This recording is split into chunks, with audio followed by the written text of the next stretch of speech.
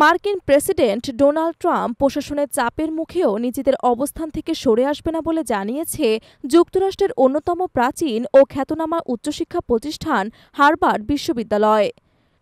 Israel ফিলিস্তিন সংঘাত ঘিরে ক্যাম্পাসের শিক্ষার্থীদের বিক্ষোভ ও মতপ্রকাশের স্বাধীনতা নিয়ে প্রশাসনের অভিযোগ ও হস্তক্ষেপের প্রতিক্রিয়ায় হার্ভার্ডের আইনজীবীরা এই অবস্থান স্পষ্ট করেছেন। স্থানীয় সময় সোমবার হার্ভার্ড প্রশাসনের পক্ষ থেকে ট্রাম্প সরকারের উদ্দেশ্যে একটি প্রতিবাদী চিঠি পাঠানো হয়।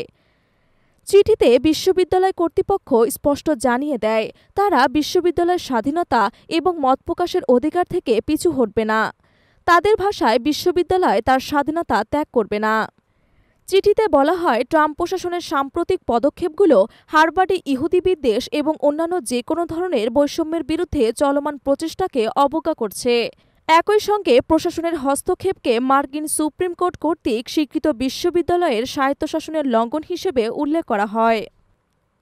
৩ এপ্রিল ট্রাম্প প্রশাসন হার্ভার্ডকে একটি তালিকা পাঠায়, যাতে ইহুদি বিদ্বেষ রোধে কঠোর পদক্ষেপ গ্রহণের দাবি জানানো হয়।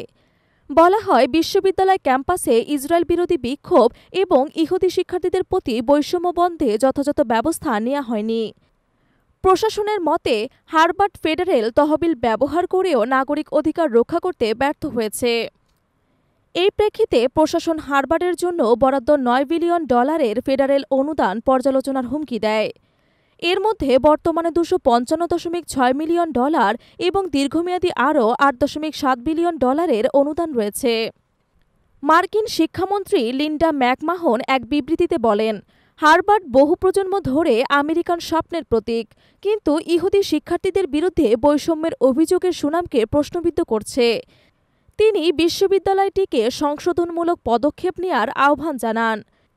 11 April Federal Task Force to combat antisemitism থেকে হার্ভার্ডকে পাঠানো আরও একটি চিঠিতে দাবি করা হয়, বিশ্ববিদ্যালয় কর্তৃপক্ষ বিষয়টিকে যথাযথ গুরুত্ব দিচ্ছে না।